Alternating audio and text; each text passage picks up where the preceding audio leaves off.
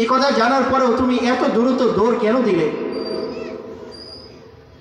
ওই ব্যক্তিও আজীব এক আনসার বলবে। উনিও সেই ওই প্রথম ব্যক্তির মতো বলতে থাকবে, আল্লাহ আমি জানি দুনিয়াতে যতদিন ছিলাম আমি তোমার কোনো হুকুম পালন করতে পারি নাই, না নামাজ পড়তে পারছি, না রোজা রাখতে পারছি, না ঠিক মতো সত্য কথা বলতে পারছি, না ন্যায়ের কাজ করতে পারছি। আমার জীবনে ভুল আর ভুলে পরিপূর্ণ ছিল। আর আজকে এই কথাও জানি যে তুমি আমার ব্যাপারে ফয়সালা করছো যে আমি জাহান্নামে যাব। কিন্তু রব আমার দিলের মধ্যে চাইলো যে পুরো দুনিয়াতে যতদিন তুমি আমাকে হায়াত দিয়েছিলে, আমার হায়াতে জিন্দেগির মধ্যে আমার জীবদ্দশায় কোনো হুকুম তোমার পালন করতে পারে নাই। রব আজকে শেষ দিনে আমার দিলের মধ্যে তামান্না জাগলো, আজকে শেষ দিনে তুমি গোলামকে একটা হুকুম করেছো, আর সেই গোলাম যেন এই হুকুমটা পালন করতে পারে। তোমার হুকুম পালন করার জন্যই মূলত আমি জাহান্নামের দিকে দৌড় দিয়েছি। সুবহানাল্লাহ। আল্লাহ তাআলা এই ব্যক্তির ক্যান্সারে খুশি হয়ে যাবেন। আল্লাহ তাআলা নতুন করে তাদের জন্য ফয়সালা করবেন। এই দুই ব্যক্তিকে বলা হবে যাও, জাহান্নামে আর যেতে হবে না, দুইজনকে আল্লাহ তাআলা জান্নাতে দিয়ে দেবেন। সুবহানাল্লাহ। তো যে কথা বলতেছিলাম যে কিয়ামতের দিন সর্বপ্রথম আল্লাহ তাআলা হিসাব নেবেন, নামাজের হিসাব। সর্বপ্রথম নামাজের হিসাব নেবেন। নামাজের হিসাব দিয়ে যদি পার পাওয়া যায়, অন্য হিসাব যদি আল্লাহ তাআলা চান যে নামাজের হিসাব নিলাম, হিসাবটা একটা নিলাম। ওই যে পরীক্ষার হলের মধ্যে আপনারা দেখেন না যে মোটরসাইকেল পরীক্ষা দিতে যায়, কিছুদিন আগে পরীক্ষা দিতে গেছি, তো ওইখানে দেখলাম যে কিছু প্রশ্ন করার পর যখন একটু ওই যে হুজুম বেশি হয়ে গেছে, লোকজন বেশি চলে আসছে, তো প্রশ্ন আগে করতো 5টা, এখন করে 2টা, এরপরে দিয়ে একটা প্রশ্ন করে আর কয় যে যাও, হয়ে গেছে পরীক্ষা। তো আল্লাহ রাব্বুল ইজ্জতের কাছে যখন কিয়ামতের দিন হিসাব শুরু হবে, তো প্রথম হিসাব তো আল্লাহ তাআলা নামাজের হিসাব শুরু করবেন। তো হইতে তো পারে এরকম যে বান্দাকে নামাজের হিসাব নিয়েছে, বান্দা পার পেয়ে গেছে, তো বাকি হিসাব না নিয়ে বললো যে যাও বান্দা চলে যাও। এই জন্য সব থেকে গুরুত্বপূর্ণ বিষয় হলো নামাজ। রাসূলুল্লাহ সাল্লাল্লাহু আলাইহি ওয়াসাল্লামের জামানার মধ্যে এক ব্যক্তি নামাজ পড়তেছে, চুরি করতেছে। এক সাহাবী এসে রাসূলুল্লাহ সাল্লাল্লাহু আলাইহি ওয়াসাল্লামের কাছে শিকায়ত করছেন, ইয়া রাসূলুল্লাহ, অমুক যে নামাজ পড়ে মসজিদে আসে, মসজিদে এসে হুজুর সাজতেছে, মুসল্লি সাজতেছে, সে দাবি করতেছে যে আমি মাশাআল্লাহ নামাজি, অথচ এই ব্যক্তি কিন্তু রাসূল চুরি করে। আল্লাহ তাআলা আয়াত নাযিল করে দিলেন যে এই যে সালাত, এই যে নামাজ, ইন্না সালাতা তানহা আনিল ফাহশাই ওয়াল মুনকার, এই যে নামাজ পড়তেছে, নামাজি হয়ে যাচ্ছে, এই নামাজি কোনো এক সময় তাকে এই চুরি থেকে, তার অপরাধ থেকে তাকে ফিরিয়ে দেবে। হযরত ওমর ফারুক রাদিয়াল্লাহু তাআলা রাসূলুল্লাহ সাল্লাল্লাহু আলাইহি ওয়াসাল্লামের দ্বিতীয় খলিফা। আমরা হযরত ওমর ফারুক রাদিয়াল্লাহু তাআলার ব্যাপারে জানি যে উনি কত বড় বাদশা ছিলেন। বর্তমান সময়ে প্রায় 15টা দেশের সমতুল্য যেই এরিয়াটা হয়, যে জায়গাটা হয়, এই পরিমাণ জায়গার ক্ষমতা ওনার হাতে চলে আসছে। এত বড় পাওয়ারফুল বাদশা উনি ছিলেন। তো ওনার বিভিন্ন জায়গাতে বিভিন্ন এলাকা ভাগ করা ছিল যে এই এলাকার গভর্নর অমুকে, এই এলাকার গভর্নর অমুকে, ওই এলাকার গভর্নর অমুকে। হযরত ওমর ফারুক রাদিয়াল্লাহু তাআলা একবার চিঠি লিখলেন, প্রত্যেকটা গভর্নরের কাছে চিঠি লিখলেন, তাদের দায়িত্ব নিয়ে চিঠি লিখলেন। তো ওমর ফারুক রাদিয়াল্লাহু তাআলা চিঠির মধ্যে উল্লেখ করলেন যে তোমরা নামাজের হেফাজত করবে। গভর্নরদের কাছে চিঠি লিখতেছেন নামাজের হেফাজত করবে, কারণ যে ব্যক্তি নামাজের হেফাজত করতে পারবে সে পুরো দিনের সমস্ত খিদমতের হেফাজত করতে পারবে। আর যে ব্যক্তি নামাজের হেফাজত করতে পারবে না, সে দিনের অন্য কোনো দিকের হেফাজতই করতে পারবে না।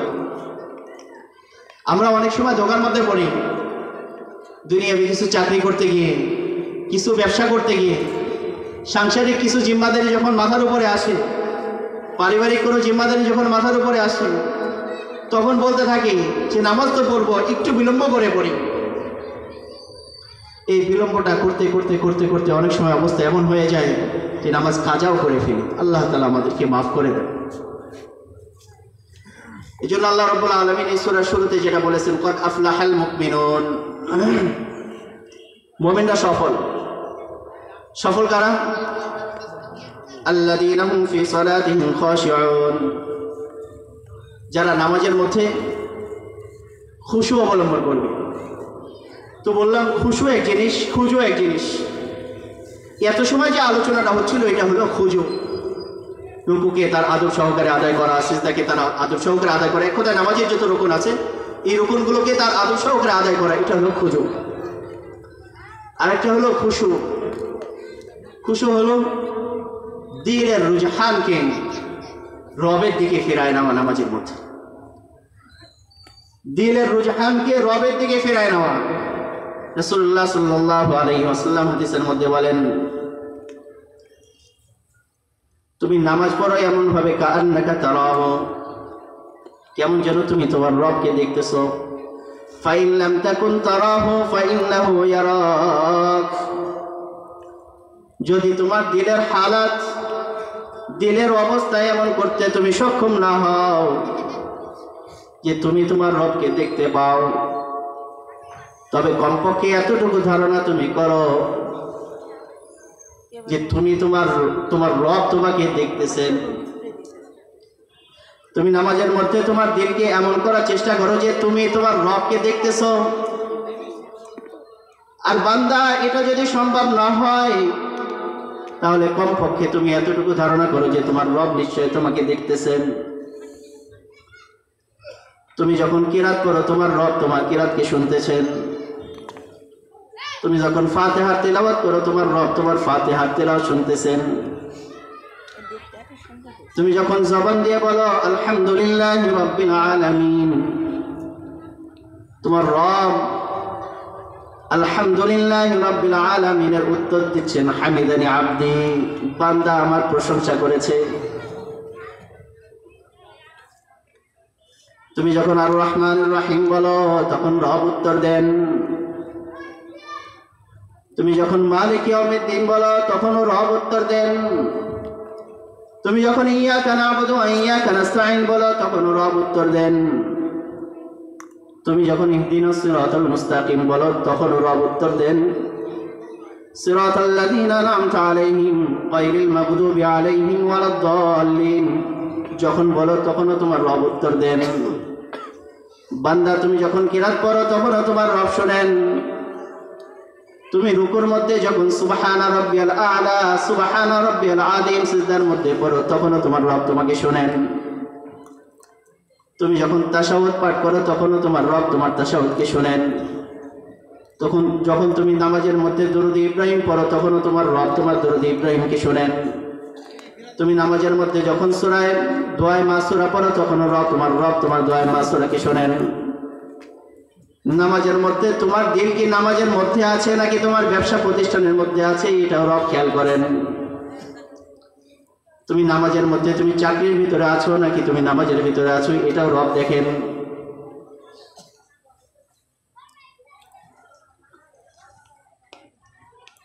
নামাজের মধ্যে রব আমাকে দেখতেছেন, আমি রবকে দেখতেছি, এই একটা মনোভাব তৈরি করা, এটার নামই হলো খুশু। রব চাচ্ছেন, রব বলতেছেন যে সফল মুমিন সফল। কোন মুমিন সফল? যারা নামাজের মধ্যে এই খুশু নিয়ে আসতে পারছে। খুশু যে নামাজ এভাবে পড়ে যে রব আমাকে দেখতেছেন অথবা আমি রবকে দেখতেছি। প্রশ্ন হয় কিভাবে সম্ভব যে আমি এই কথা মনে করব যে রব আমাকে দেখতেছেন, বা আমি রবকে দেখতেছি এ কথা আমি কিভাবে মনে করব? আচ্ছা বলেন, এইখানে মাহফিলের মধ্যে আমরা যারা উপস্থিত আছি, এছাড়াও অনেক ভাই বোনেরা আছে না যারা দূরে আছেন? কথা বুঝেনি। এখানে যারা আমরা উপস্থিত আছি, এর বাইরে অনেক ভাই বোনেরা আছেন না যারা উপস্থিত এখানে নাই কিন্তু বাইরে আছে। আমাদের মাহফিলের যে আওয়াজ হচ্ছে, এই আওয়াজগুলোকে তারা শুনতেছেন। আচ্ছা বলেন তো, যারা এই মাহফিলের আওয়াজ শুনতেছেন, হয়তো এখান থেকে অনেক দূরে, স্টেজও দেখা যাচ্ছে না, যিনি আলোচনা করতেছেন ওনাকেও দেখা যাচ্ছে না, কিন্তু ওনার দিলের মধ্যে এই কথার দৃঢ় বিশ্বাস আছে কিনা যে আমাদের অমুক জায়গায় একটা মাহফিল হচ্ছে, আর মাহফিলের মধ্যে একটা প্যান্ডেল হয়েছে, এই প্যান্ডেলের মধ্যে একজন আলোচক বসে আছেন, যে আলোচক আলোচনা করতেছেন, এই কথার দৃঢ় বিশ্বাস ওনার দিলের মধ্যে হয়েছে কিনা? আচ্ছা বলেন, ওনার দিলের মধ্যে যে এই কথার দৃঢ় বিশ্বাস হলো, উনি কি আমাকে দেখছেন? এই প্যান্ডেলের মধ্যে উপস্থিত আছে? উপস্থিত নাই, শুধু আওয়াজ শুনছেন। আওয়াজ শুনেই উনি অনুমান করে নিয়েছেন যে আওয়াজ যেহেতু হচ্ছে, আলোচনা যেহেতু হচ্ছে, তাহলে ওখানে প্যান্ডেল আছে, ওখানে একজন আলোচক আছেন, উনি আলোচনা করতেছেন। উনি এই ব্যাপারে দিলের থেকে পরিপূর্ণ ইতমিনান, কোনো প্রকার সন্দেহ নেই। আকাশ দিয়ে বিমান উড়ে যাচ্ছে। আচ্ছা বলেন তো, আমরা যখন এই যে নিচের থেকে দেখি যে বিমান একটা উড়ে যাচ্ছে, এ ব্যাপারে আমাদের দিলের মধ্যে দৃঢ় বিশ্বাস হয় কিনা যে ওখানে একজন পাইলটও আছেন? দৃঢ় বিশ্বাস হয়। কেন, পাইলটকে কি নিচ থেকে আমরা দেখতে পাচ্ছি যে পাইলট বসে আছেন? দেখছেন কেউ কোনোদিন? দেখা তো যায় নাই, কিন্তু আপনি বিশ্বাস কেমনে করলেন যে বিমানের মধ্যে পাইলট আছে? বিমান যখনই যাচ্ছে তখন আপনার ধারণা তৈরি হয়ে গেছে বিমান তো এমনি এমনি চলতে পারে না, বিমানের একজন চালানেওয়ালা দরকার। বিমানের একজন চালানেওয়ালা দরকার। তো বিমান চালানেওয়ালা যেহেতু দরকার, বিমান যেহেতু উড়ে যাচ্ছে, তাহলে বিমানের মধ্যেও পাইলট আছে। ঠিক এই কথাও ভালো করে বুঝে নেওয়া। আসমানকে আল্লাহ তাআলা তৈরি করছেন, জমিনকে আল্লাহ তৈরি করছেন, সুবিশাল আসমান যার কোনো খুঁটি নাই, বিশাল জমিন ভেসে আছে সম্পূর্ণ পানির উপরে।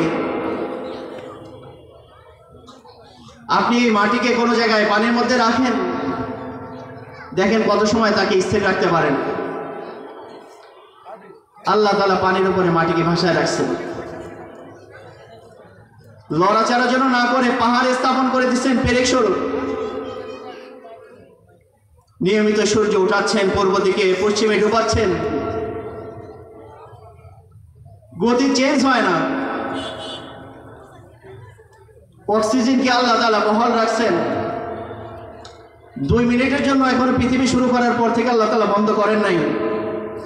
আমাদের অস্তিত্ব থাকতো, একই নিয়মে একই গতিতে আল্লাহ তাআলা চালাচ্ছেন। সামান্য একটা বিমান দেখে যদি আমি ধারণা করতে পারি, দৃঢ় বিশ্বাস করতে পারি যে বিমান যেহেতু পাইলট ছাড়া চলে না, তো বিমান যেহেতু আসমান দিয়ে উড়ে যাচ্ছে, তাহলে বিমানের মধ্যে নিশ্চয়ই পাইলট একজন আছে। এই যে আসমান, সুবিশাল আসমান, শুরু থেকে নিয়ে এই পর্যন্ত এভাবে যে বহাল আছে, সুবিশাল জমিন পানির উপরে যে ভেসে আছে, নিয়মিত সূর্য উদয় হচ্ছে, নিয়মিত ডুবতেছে, নিয়মিত অক্সিজেন চালু আছে, যাবতীয় ইন্তজাম দুনিয়াতে যা থাকার দরকার নিয়মিত চলতেছে। এগুলো তো একজন চালানেওয়ালা ছাড়া চলতে পারে না। একজন চালানেওয়ালা ছাড়া চলতে পারে না। তো নামাজের মধ্যে এই কথা দৃঢ় বিশ্বাস করা আমার জন্য তো সহজ, যে কোনো জিনিস যেহেতু একজন চালানেওয়ালা ছাড়া চলতে পারে না, যে সব কিছুকে পর্যবেক্ষণ করতেছেন, তিনি আমার নামাজকেও পর্যবেক্ষণ করতেছেন, আমার নামাজকেও দেখতেছেন। আল্লাহ তাআলা এই মুমিনদেরকে সফল বলছেন যারা নামাজের মধ্যে তাদের দিলের হালাতকে, দিলের রুঝানকে রবের দিকে করে নিতে পারবে, নামাজের মধ্যে খুশু নিয়ে আসতে পারবে। দ্বিতীয় নম্বর সিফাত আল্লাহ তাআলা যেটা উল্লেখ করছেন, ওয়াল্লাযীনা হুম আনিল লাগবি মুরিদুন। সফল কাম কারা? সফল কাম হলো ওই সমস্ত ব্যক্তি, আল্লাযীনা হুম আনিল লাগবি মুরিদুন, যারা অনর্থক কাজ থেকে নিজেকে দূরে রাখে, অনর্থক কাজ থেকে নিজেকে দূরে রাখে, বেহুদা কাজ থেকে নিজেকে দূরে রাখে। হযরতে ইসমাঈল শহীদ রাহমাতুল্লাহ আলাইহি বড় বুজুর্গ ছিলেন, অনেক বড় বুজুর্গ ছিলেন। উনি একবার এক স্টেজের মধ্যে, এক মেম্বারের মধ্যে খুতবা দিচ্ছেন, বয়ান করতেছেন। উপস্থিত যারা আছে, জনগণ যারা আছে, স্বাভাবিক সাধারণ মুসল্লি যারা আছে, এই মুসল্লিদের মধ্যে একজন বলে উঠছে, দাঁড়াই গেছে, এই যে মজলিস চলতেছে না, এই মজলিসের মধ্যে মনে করেন একজন দাঁড়াই গেছে, ইসমাইল শহীদ রহমতুল্লাহ আলাইহি উনি আলোচনা করতেছেন, তো উনি দাঁড়া গিয়ে বলতেছেন, আমি শুনছি যে আপনি জারজ। কেমন লাগে বলেন তো শুনে? যিনি আলোচনা করতেছেন ওনাকে বলতেছেন উপস্থিত মজলিস থেকে দাঁড়ায় যে আমি শুনছি যে আপনি জারজ। জারজ বোঝেন তো? জারজ সন্তান, মা বাবা ঠিক নাই। ইসমাইল শহীদ রহমতুল্লাহ আলাইহি উনি সহজভাবে কথাটার একটা উত্তর দিলেন, অ্যান্সার করলেন যে ভাই আপনি তো বলতেছেন যে আমি জারজ, অথচ আমার মায়ের যে আমার আব্বুর সাথে বিবাহ হয়েছে এই মজলিসে যিনি সাক্ষী ছিলেন তিনি এখনো জীবিত অমর আছেন। কথাটা নর্মাল মনে হচ্ছে, কিন্তু নর্মাল কথা নয়। একজন আলোচক যখন আলোচনা করতেছেন আর হাজিরের মজলিস থেকে একজন উঠে যখন তাকে সরাসরি বলতেছেন যে আমি শুনছি আপনি জারজ, প্রতিক্রিয়াটা কেমন হওয়ার দরকার ছিল বা কেমন হইতো আমাদের মতো যদি কেউ হইতো যে মজলিসের মধ্যে মাহফিলের মধ্যে আমাকে জারজ বলল। উনি বললেন, সহজ একটা উত্তর দিলেন, রেগে যাননি, রাগ করেননি, সহজ একটা উত্তর দিলেন যে আমার মায়ের আমার বাবার সাথে যে বিবাহ হয়েছে এই মজলিসের মধ্যে যে সাক্ষী ছিলেন ইনি এখনো অমুক শহরে অবস্থান করতেছেন, ইনি এখনো জীবিত। এক বুজুর্গের কাছে এক ব্যক্তি আসছে, এসে বলতেছে যে হযরত আমি শুনছি বুজুর্গদের নাকি অনেক হালাত থাকে, আমি একটু ওনাদের অবস্থাগুলো দেখতে চাই। এক এক বুজুর্গের নাকি এক এক শান, তো কার কি শান আমি একটু দেখব। তো ওই বুজুর্গ বললেন যে দেখো এটা দেখতে চাইও না, এটা দেখতে চাওয়া তোমার জন্য ঠিক হবে না, উচিত হবে না, সমীচীন হবে না। তো ব্যক্তি পিরাপড়ি শুরু করছে, না আমি একটু দেখতে চাই বুজুর্গদের কত প্রকার শান হয়, আমি একটু দেখবো। কয়েকবার যখন বলছে তখন ওই বুজুর্গ নাকি বলতেছেন যে যাও অমুক মসজিদের মধ্যে যাও, সেখানে গিয়ে দেখো তিনজন ব্যক্তি জিকিরে লিপ্ত আছে, তুমি তিনজনের পিঠের ওপরে 3টা গিল মারো। কি করতে বলছে? তিনজনের পিঠের উপরে 3টা গিল মারবে, এরপর দেখবে যে তাদের পক্ষ থেকে প্রতিক্রিয়া কি হয়। উনি তো চাচ্ছে বুজুর্গদের শান দেখবে, এক একজনের যে এক এক শান এটা উনি দেখতে চাচ্ছেন।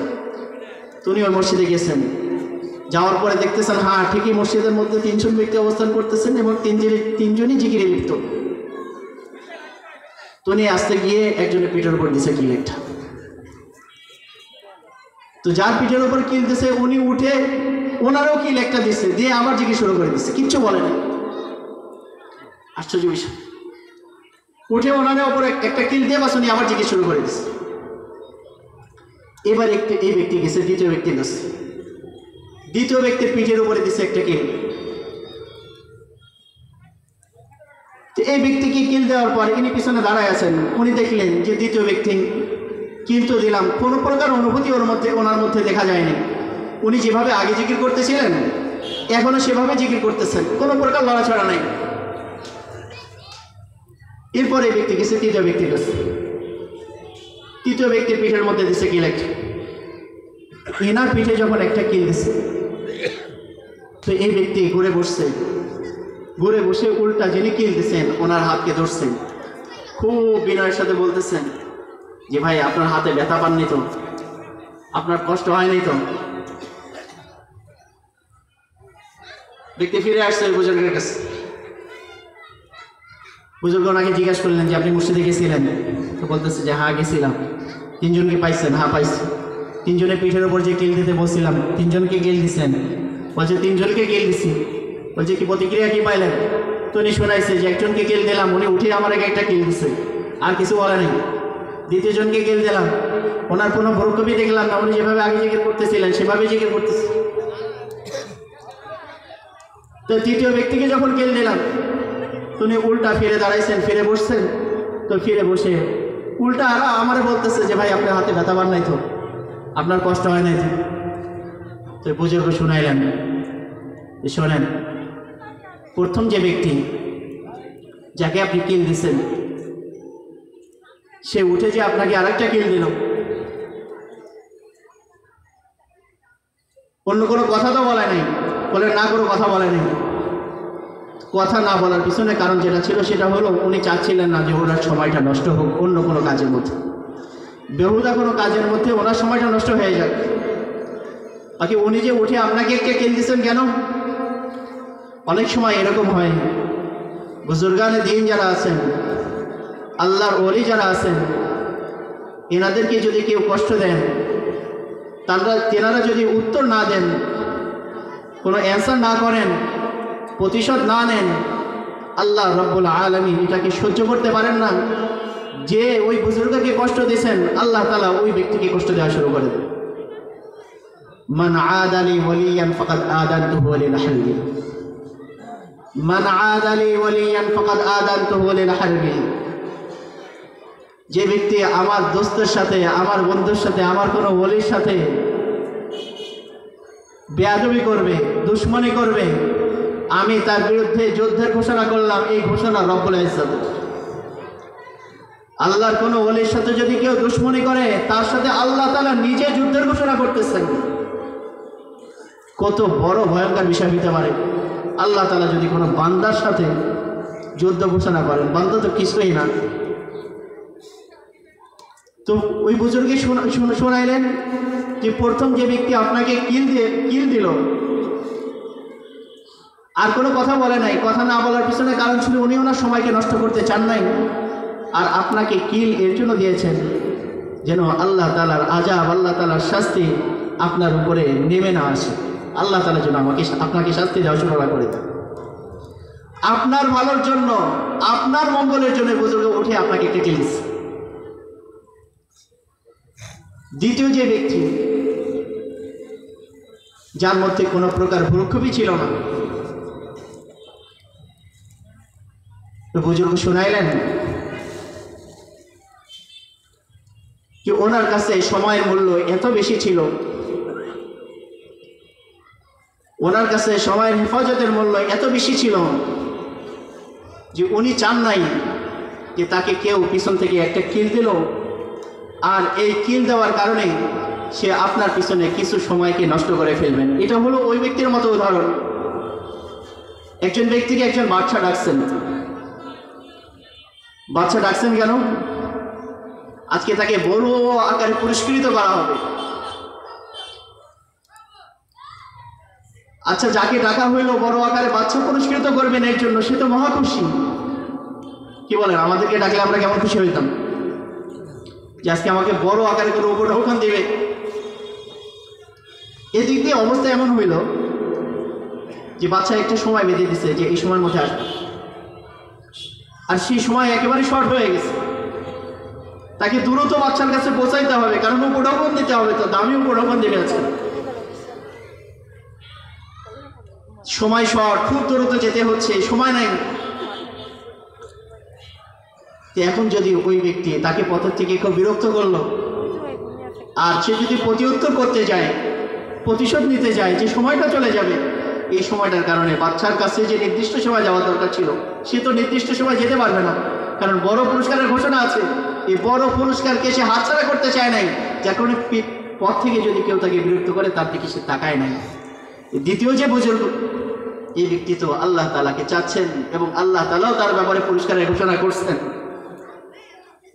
তো এই ব্যক্তি চায় নাই যে আপনি যে তাকে একটা কিল দিচ্ছেন, আর এর উত্তর দিতে গিয়ে, আপনার প্রতিশোধ দিতে গিয়ে কিছু সময় সে লজ করে ফেলবে।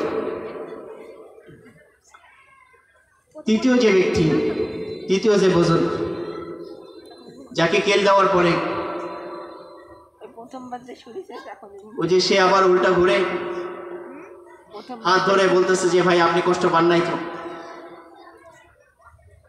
এই ব্যক্তির মধ্যে আল্লাহ তাআলা অনেক বেশি রহম দান করছেন, অনেক বেশি রহম দান করছেন। যে রহমের টাকা যায় এত বেশি ছিল, যার কারণে আপনি যখন তাকে আঘাত করছেন, তার ওই রহমের জায়গা থেকে সে ঘুরে দাঁড়াইছে যে আপনি কি যে তাকে আঘাত করলেন, এই আঘাত করতে গিয়ে উল্টা আরো আপনার হাতে ব্যথা পাইছেন কিনা এটা দেখার জন্য। আপনি যে তার পিঠে আঘাত করছেন, এতে উল্টা আপনি ব্যথা পাইছেন কিনা, তার রহমের জায়গা থেকে সে আর বসে থাকতে পারে না, ফিরে দাঁড়াইছে। এই বুজুর্গ এখন বুঝছে যে বুজুর্গদের এক শান। তো যে কথা বলতেছিলাম, আল্লাহ তাআলা মুমিন সফল হবে, সফল মুমিনদেরকে সফল ঘোষণা করছেন। কোন মুমিন? এক নম্বর হলো যারা নামাজের মধ্যে খুশু অবলম্বন করবে, আর দ্বিতীয় নম্বরে আল্লাহ তাআলা যাদের কথা বলছেন যে যারা হলো অনর্থক কাজের মধ্যে লিপ্ত হবে না। ওয়াল্লাযীনা হুম আনিল লাগবি মুরিদুন, অনর্থক কাজ যখন সামনে চলে আসবে তার দিকে তারা ফিরে তাকাবে না। সময় নাই, রব অপেক্ষা করতেছেন পুরস্কার দেওয়ার জন্য, রব অপেক্ষা করতেছেন জান্নাত দেওয়ার জন্য, আর আমি দুনিয়ার সামান্য একটু ঝগড়া করে, দুনিয়ার সামান্য একটু প্রতিশোধ নিয়ে আমার আখিরাতকে বরবাদ আমি করতে পারি না। ভাইদেরকে বলবো, মা বোনদেরকে বলবো, আমরা দেখেন সামান্য একটু প্রতিশোধ নেওয়ার জন্য প্রতিহিংসামূলক দুনিয়ার মধ্যে যা মনে চাই তাই করে ফেলি। রাসূলুল্লাহ সাল্লাল্লাহু আলাইহি ওয়াসাল্লাম উহুদের যুদ্ধের সময় রাসূল সাল্লাল্লাহু আলাইহি ওয়াসাল্লামের দান মোবারক শহীদ, রাসূল সাল্লাল্লাহু আলাইহি ওয়াসাল্লামের মাথার মধ্যে করা, হযরতে আবু তালহা রাদিয়াল্লাহু তাআলা রাসূলুল্লাহ সাল্লাল্লাহু আলাইহি ওয়াসাল্লামের সামনে দাঁড়ানো তীর ঠেকানোর জন্য 70 থেকে 72টা তীর ওনার সিনার মধ্যে আঘাত করছে, উনি শহীদ হয়ে গিয়েছেন। রাসূল সাল্লাল্লাহু আলাইহি ওয়াসাল্লামের শরীর থেকে রক্ত ঝরতেছে, রাসূল সাল্লাল্লাহু আলাইহি ওয়াসাল্লাম দোয়া করতেছেন, আল্লাহুম্মা গফির লি উম্মতি ফাইন্নাহুম লা ইয়ালামুন, আল্লাহ আমার উম্মতকে মাফ করে দাও, উম্মত বুঝে নাই, বুঝলে এরকম করতো না। আমরা কার উম্মত হিসাবে নিজেদেরকে দাবি করি? কার উম্মত হিসাবে নিজেদেরকে দাবি করি? একটু দেখি না ওই আরবের মুহাম্মদ সাল্লাল্লাহু আলাইহি ওয়াসাল্লামের জীবনী কেমন ছিল। তায়েফ থেকে রাসূল সাল্লাল্লাহু আলাইহি ওয়াসাল্লাম যখন ফিরতেছিলেন, একবার নয় দুইবার নয়, কাফেররা রাসূল সাল্লাল্লাহু আলাইহি ওয়াসাল্লামকে যখন আঘাত করতেছিল, রাসূল সাল্লাল্লাহু আলাইহি ওয়াসাল্লামের শরীর থেকে রক্ত বের হয়ে জুতার সাথে পা আটকে যাচ্ছিল রক্তে, রাসূল সাল্লাল্লাহু আলাইহি ওয়াসাল্লাম সহ্য করতে না পেরে